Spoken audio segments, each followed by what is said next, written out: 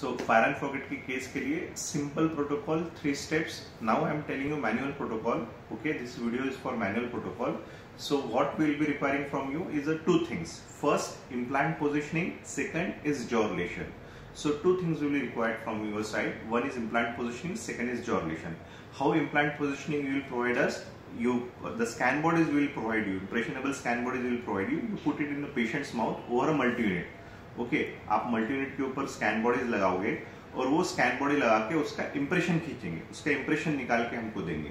Okay, सो ये हो गया इम्प्लांट की positioning. Now the jaw relation. We will be requiring jaw relation for coping trial. ठीक है, जॉ रिलेशन के ऊपर क्या करोगे आप? स्कैन बॉडीज निकालोगे, मल्टी यूनिट के ऊपर गम फॉर्मर लगाओगे. गम फॉर्मर आपके पास है, आपकी कंपनी के है, चलेगा.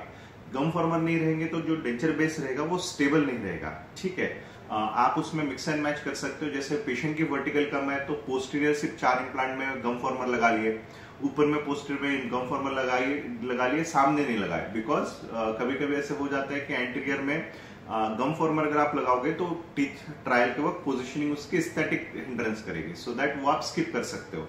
सो that depends on case to case. आप गम फॉर्मर लगाओगे, गम फॉर्मर के ऊपर रेगुलर इंप्रेशन लोगे, पेशेंट का रेगुलर इंप्रेशन लोगे, उसके ऊपर बाइट्रिम्स बनाओगे. बाइट्रिम्स बनाने के बाद जॉ रिलेशन लोगे. जॉ रिलेशन लेने के बाद उसके ऊपर टीथ ट्रायल लोगे. टीथ ट्रायल में प्लेन ऑफ ऑक्लूजन, पेशेंट का आगे है, पीछे है, सारी चीजें आप एकदम सेट करोगे. सेट करने के बाद आप वो जॉ रिलेशन मतलब पेशेंट का टीथ ट्रायल हमको भेजेंगे. तो हमारे पास 2 चीजें रहेगी. एक पेशेंट का टीथ ट्रायल रहेगा, सेकेंड पोजिशनिंग की इम्प्लांट पोजिशनिंग रहेगी. तो ये चीजों में आपका जो हम 3D प्रिंटेड ट्रायल लेते हैं वो लेने की जरूरत नहीं है. आपका डायरेक्ट कूपिंग ट्रायल आएगा.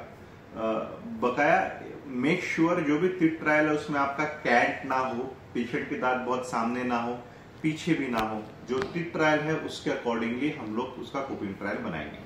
ओके, इसके बाद आपके पास कूपिंग ट्रायल आएगा. कूपिंग ट्रायल ये सेकंड विजिट रहेगी पेशेंट की, जिसमें आपके पास कूपिंग ट्रायल आएगा.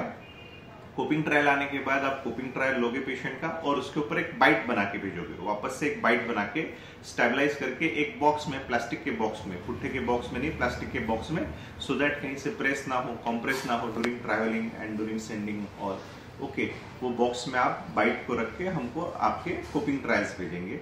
थर्ड विजिट में आपको फाइनल मिलेगा. So that is how fire and forget protocol in 3 steps we do.